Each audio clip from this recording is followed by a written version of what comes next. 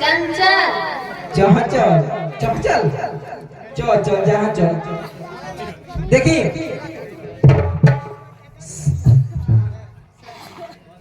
सजनी सज एगो इनके लेखा रहली हा नीतीश बाबू का हमार बाकी ना लोकल हा एक जगह प्यार में धोखा खइले बा लइका आ लइका कहले बा हरे आज काहे नजरिया चोरावो तारू राज दिलवा में कबनो छुपावो तारू आज हमरा से आपन तुम्हारत नहीं तू हरे आज हमरा के आपन तुम्हारत नहीं तू भुला गइल काहे कहे जानत नहीं या पाई वैसे कैसे जानत नहीं तू भुला गइल काहे कहे जानत नहीं तू या दारू वैसे कैसे जानत नहीं आज काहे नजरिया चोरावो तारू आज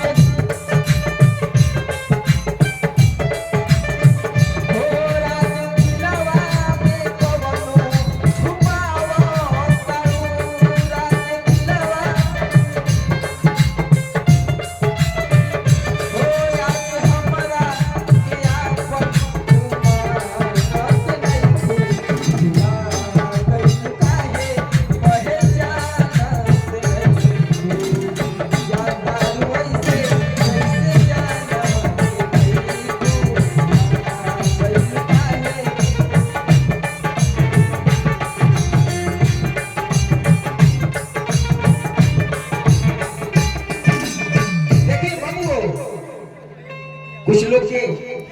जैसा प्यार वाला माजरा समझ में नहीं किया हो तब ट्रैक चेंज करके आवाज जाओ। एक जनी अपना पति से कहतड़ी सुनतनी रोज रवा स्कूल जाए के बा ठंडा बीतिए गइल बा